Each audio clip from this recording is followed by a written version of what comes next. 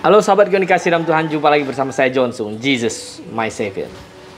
Praktek penumpangan tangan Alkitabiah ya, dengan penumpangan tangan para pendeta saat ini yang sesat dan dilakukan oleh beberapa orang Kristen bodoh. Nah, saya coba untuk menjelaskan kepada Anda, praktek penumpangan tangan dalam Alkitab tidak sembarangan. Seperti banyak yang dilakukan oleh orang-orang Kristen bodoh saat ini. Ada anak kecil tumpang tangan ke temannya. Tumpang tangan untuk orang sakit bapaknya, mamanya. Panggil pendeta, tumpang tangan untuk memberkati jemaat, dan lain-lain.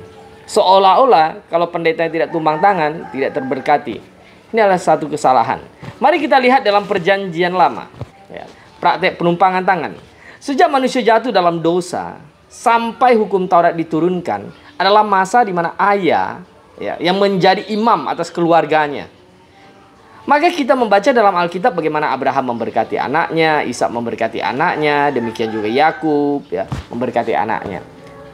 Nah, dengan meletakkan tangan di atas kepala anaknya, itu artinya seorang ayah itu memberkati anaknya. Ini adalah zaman di mana ayah sebagai tiang penopang dan dasar kebenaran dan imam bagi keluarganya. Tapi sejak hukum Taurat diturunkan sampai tampilnya Yohanes Pembaptis, imam digantikan oleh Harun dari suku Lewi yang bertugas melayani di bait Allah. Imamlah yang berhak menumpangkan tangan dan memberkati, mengurapi, melayani di dalam bait Allah. Di dalam perjanjian lama kita melihat bahwa penumpangan tangan itu dilakukan pertama itu untuk memberkati, menurunkan berkat, misalnya dalam Kejadian pasal 48 ayat 8 ya. Kemudian juga penumpangan tangan itu untuk menimpakan kutuk. Bisa lihat di dalam Imamat pasal 1 ayat 1 ya. Dan juga untuk pentabisan. Misalnya bagaimana ya Samuel mentabisi ya Daud menjadi raja. Nah, sejak Yohanes tampil sampai nanti kedatangan Yesus, praktek keimamatan suku Lewi Harun itu berhenti. Sebab Yesus Kristus adalah imam besar kita yang telah mati di kayu salib, menebus semua dosa kita.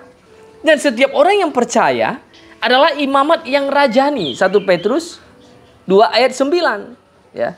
Jadi ini diperhatikan ya. Penumpangan tangan dalam perjanjian baru kita lihat bagaimana. Nah, dilakukan oleh Tuhan Yesus. Kalau kita melihat bagaimana Tuhan Yesus menumpangkan tangan untuk orang sakit, menyembuhkannya. Karena ada Tuhan, dia memberkati langsung ya. Kedua, dia memberkati pelayanan para rasul. Dia menumpangkan tangan. Kemudian penumpangan tangan dilakukan oleh para rasul. Kita lihat misal para rasul menumpangkan tangan ya, dan juga gembala. Untuk apa? Untuk pengutusan, pentabisan jabatan dalam gereja lokal. Ya, ada penilik, penatua begitu. Kemudian ada mereka juga berdoa memohon kesembuhan. Kemudian juga mereka menumpangkan tangan membagikan karunia rohani ya, kepada jemaat. Jadi jangan ada satu orang pun yang berpikir bahwa boleh sembarangan menumpangkan tangan memberkati orang lain ya, karena Tuhan Yesuslah yang langsung akan memberkati orang itu. Di praktek zaman sekarang ini keimamatan ya, zaman perjanjian lama itu telah berakhir ya. Jangan ada yang berpikir juga oh gereja di akhir kebaktian ada pendeta numpangkan tangan terimalah berkat ya. Lalu semua orang terima berkat.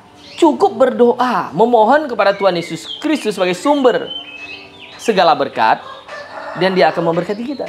Jangan berpikir jika tangan ditumpangkan ada kuasa turun mengalir kesembuhan. Cukup berdoa, memohon kesembuhan, lalu minum obat, pergi ke dokter. Jadilah orang Kristen yang cerdas agar tidak tersesat, apalagi sampai bodoh terhipnotis oleh para pendeta sesat. Hati-hati. Bersama saya Johnson, Jesus my Savior.